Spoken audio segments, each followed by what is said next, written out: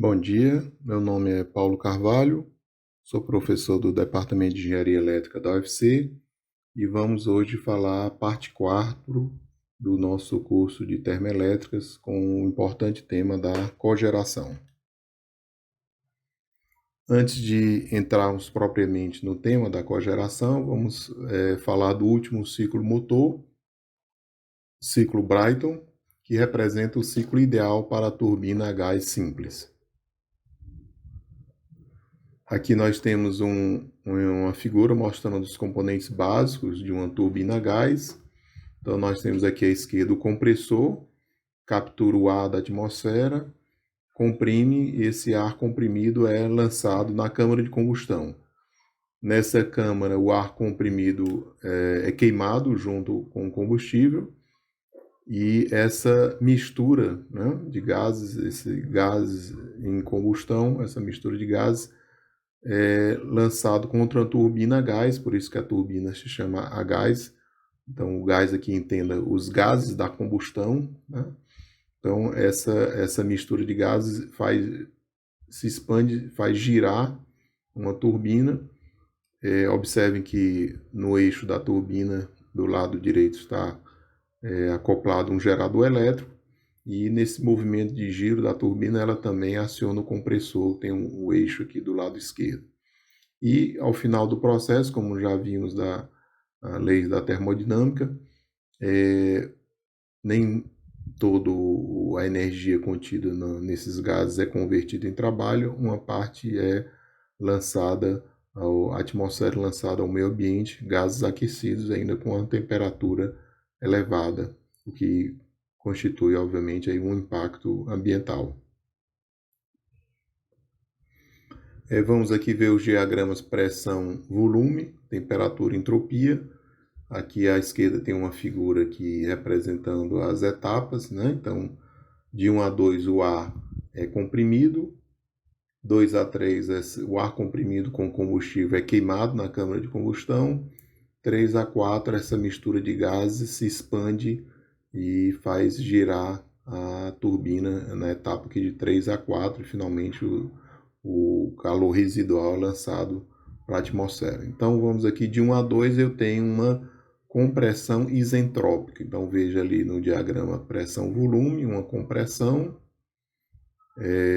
ocorre de uma forma ideal sem troca de calor, então a variação de entropia é zero, então constitui uma compressão isentrópica. De 2 a 3 inicia a expansão. Veja aqui de 2 para 3 a entrada de calor, que eu estou ali na câmara de combustão. De 2 a 3 começa a minha expansão e ela se dá de forma isobárica, a pressão constante. De 2 a 3, veja ali no diagrama temperatura e entropia, a variação da entropia exatamente porque correspondendo à entrada de calor no processo. 3 a 4 é uma expansão isentrópica, então eu continuo aqui a minha expansão, veja ali o diagrama pressão-volume. Como eu estou na turbina, a condição ideal, lembrando todos esses ciclos são ciclos ideais, a perda de calor, a transferência de calor é considerado zero, que ocasiona, obviamente, um processo isentrópico, a variação de entropia igual a zero, né? Então, compressão isentrópica, expansão isobárica, expansão isentrópica são as 3 etapas aí do meu ciclo. O rendimento é função da relação de pressão isentrópica, quer dizer, quanto maior a compressão, tá, maior o rendimento do ciclo. Uma informação importante que muitas vezes na literatura a gente encontra o termo turbinas a gás aeroderivadas. Então, qual a razão desse termo? A razão se deve simplesmente pelo fato das turbinas terem sido desenvolvidas, concebidas inicialmente para uso na aviação, acionamento aí de turbinas a jato para avião.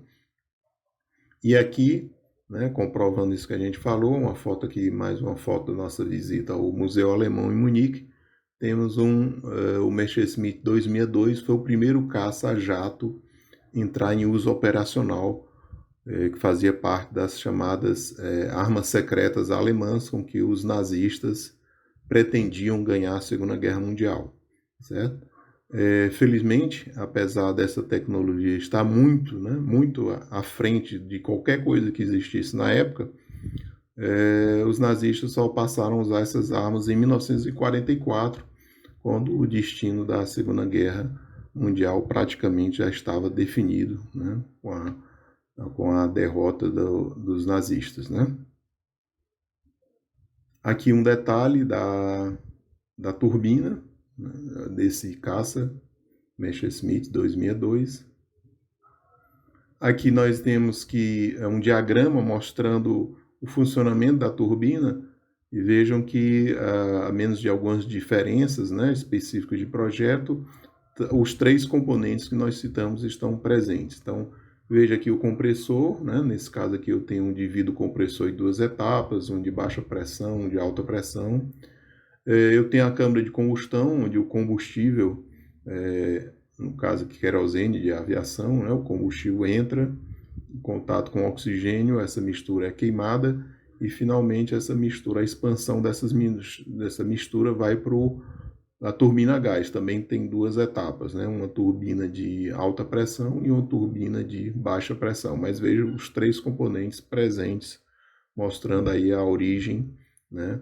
A primeira aplicação de turbinas a jato. Aqui alguns também do Museu Alemão em Munique. Essa tecnologia a jato de turbinas também foi usada para as chamadas bombas voadoras. Foram os primeiros foguetes, né, que eram lançados da Europa para atingir Londres. Aqui o museu também mostra alguns desenvolvimentos de turbina a gás, turbinas a jato aqui. Então, o desenvolvimento de vários conceitos, né, nas décadas seguintes. E temos aí uma visão aí de como é a evolução até os dias de hoje. Para uso na Terra, então nós vemos o que? Que as turbinas foram desenvolvidas para aviação, foram colocadas no solo, fixadas e instaladas com o objetivo de acionar uma turbina, e como já vimos, no eixo da turbina está acoplado um gerador elétrico. Então essa foi a história, né, do desenvolvimento dessa tecnologia. Uma aplicação aqui é a usina de Termoceará, que está próxima aqui Fortaleza, na região do portuária do Pecém.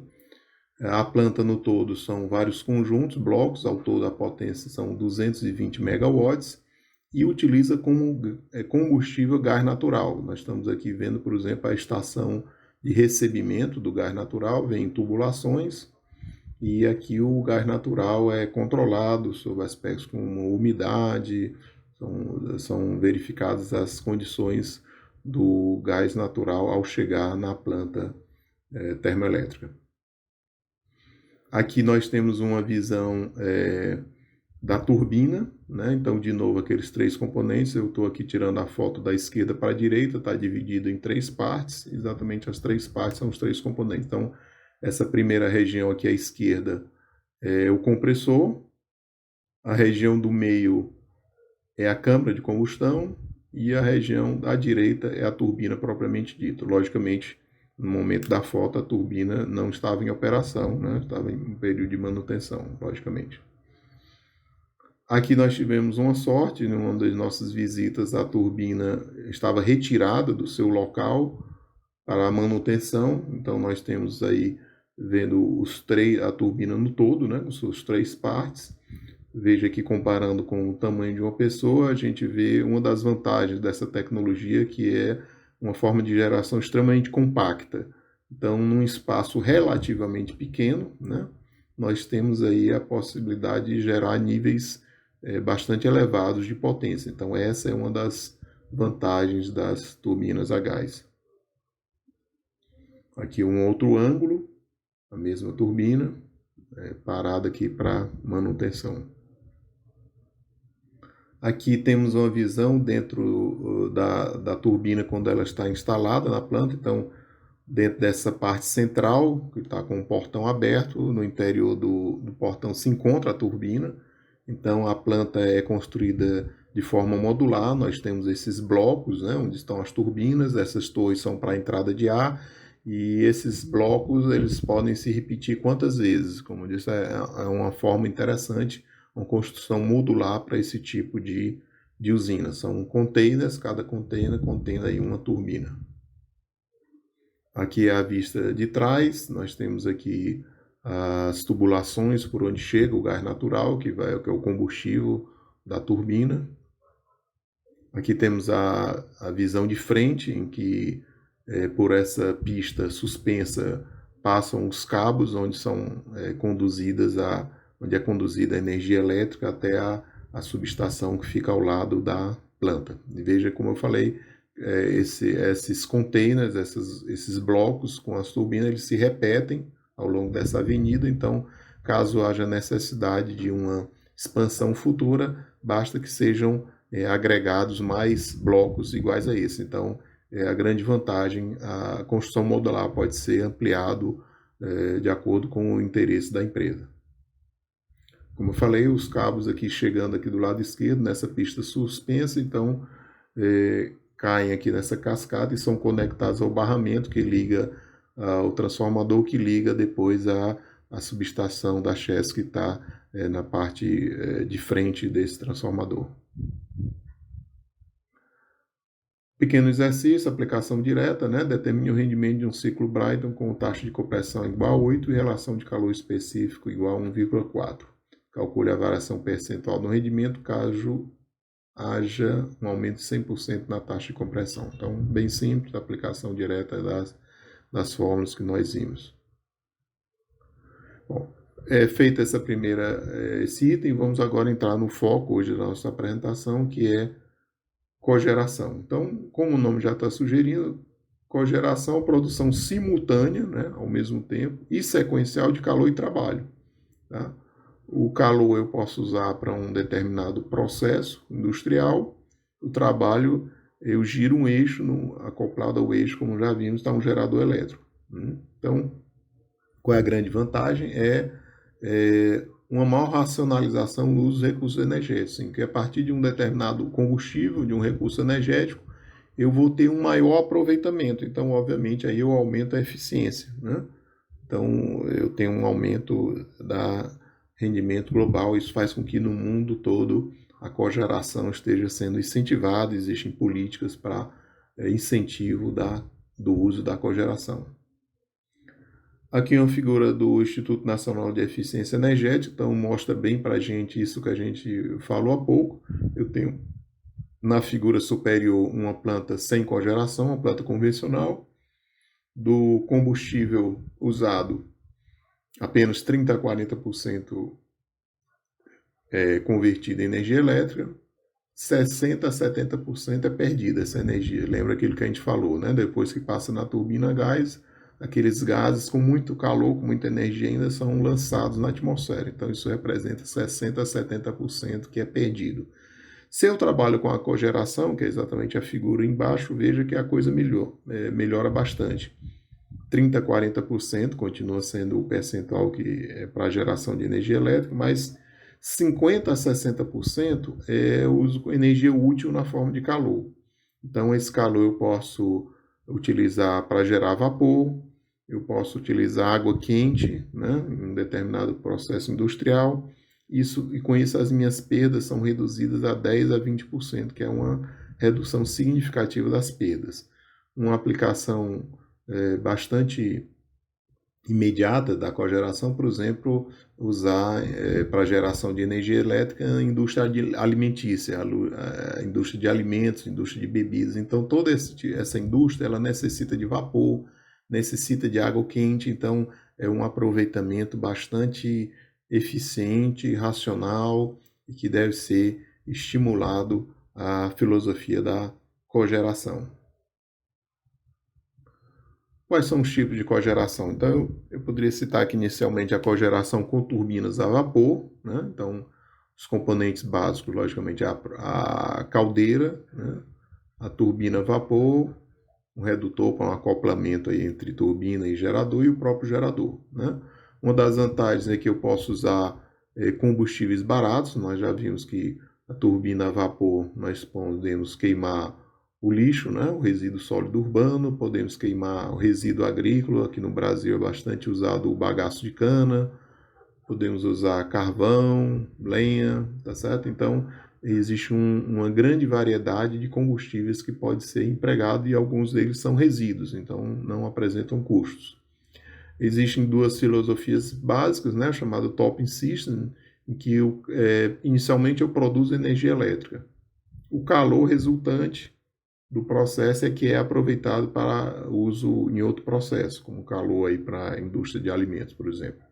No ciclo Bottom System é o contrário. Primeiro eu uso o calor em um determinado processo e o resíduo desse calor é que é usado para geração de energia elétrica. Então, varia aí a sequência dos processos envolvidos. Aqui tem uma figura bastante didática, o material didático aqui da Secretaria de Energia de São Paulo. Um determinado combustível, né, queimado na caldeira, gera vapor, o vapor vai para a turbina vai para a turbina vapor, aciona um gerador, e o calor residual é utilizado no processo, como aquele exemplo que eu falei, né, da questão da indústria de alimentos.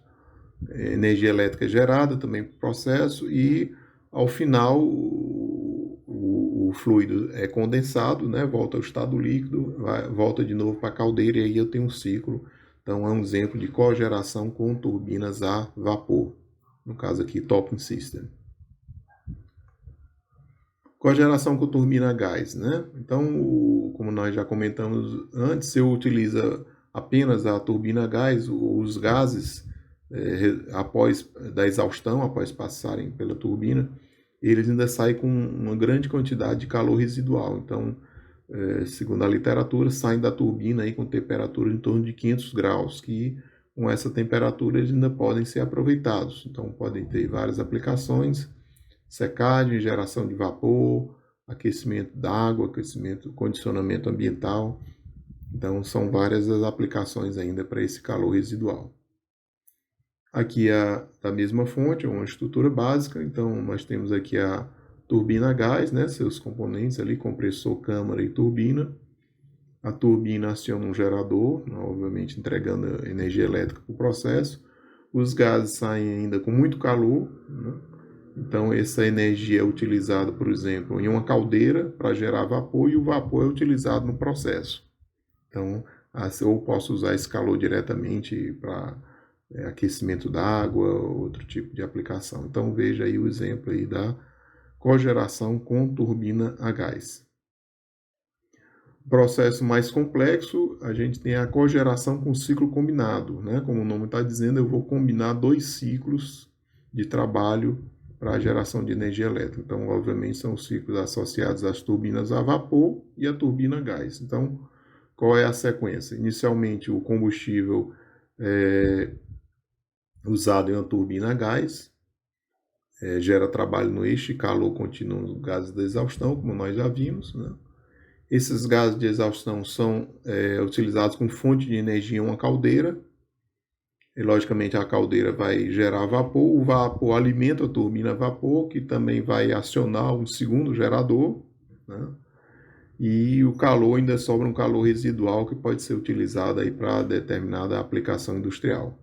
Então, a grande vantagem, né? Esse ciclo apresenta uma grande eficiência e flexibilidade de operação, podendo utilizar diversos combustíveis. Nós já vimos aí a flexibilidade, a grande eficiência porque eu aproveito, né, os gases da exaustão que antes seriam lançados na atmosfera. Agora, obviamente, isso tem um preço, né? E o preço, no caso, é a complexidade operacional e o alto custo, pois eu estou aqui numa única planta, combinando duas tecnologias diferentes, que é a turbina a vapor e a turbina a gás, né? Que tem, obviamente, custos diferentes de manutenção, então exige especialistas nas duas tecnologias, então veja que se torna bem mais complexo. Aqui é a figura da mesma fonte, né? Mostra o sistema de cogeração com ciclo combinado, então já dá para a gente ter uma ideia aqui da complexidade. De novo ali os gases da exaustão da turbina a gás são direcionados por uma caldeira, a caldeira gera vapor, né?